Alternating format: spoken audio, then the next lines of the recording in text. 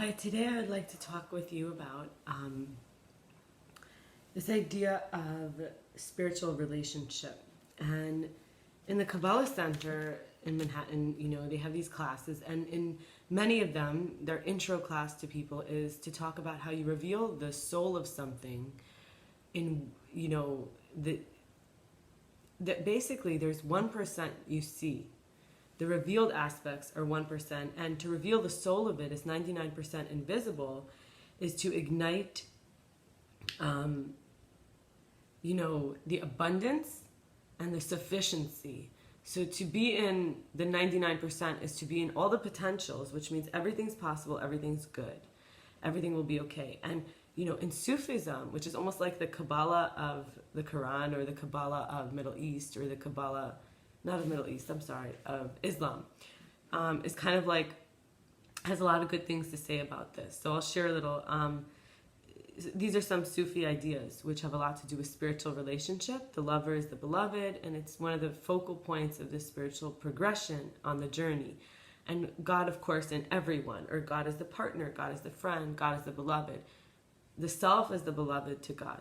So mercy is what makes creation possible. Love is either divine or it's some kind of derivative. When it's a derivative, we're going to be in the ego or the lack, and it's going to be the 1%. So, only love can understand love. When we want proof, we look toward, not away. So instead of like, I don't like this, when we want proof, we keep looking.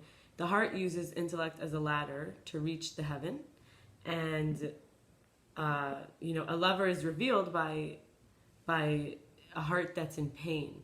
How do you know this? Is because when you feel like you see your beloved in pain, what you do is you end up reaching toward them, like your love can help them. There's a sickness, like a love sickness, like I can't be with them or I can't touch them or I want them to be okay.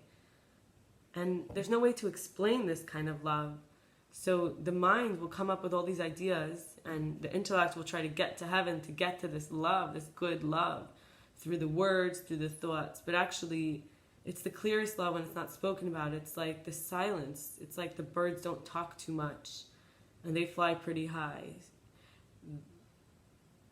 There's a poem where it says, "My lover picks a million radiant fruit for me when we embody love, versus when we try to tell a story."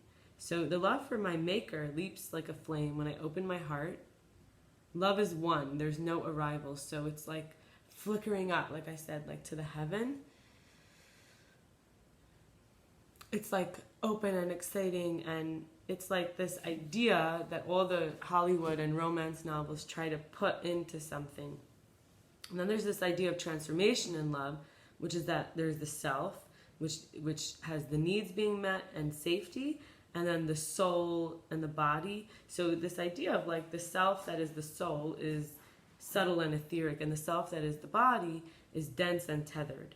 So we can be in either consciousness, the soul consciousness or the body consciousness, but either way, when you're touched by God, which is this love that we're talking about here, this love that the mind can't understand, there's no words for it, only love can understand it, that has endless possibilities, that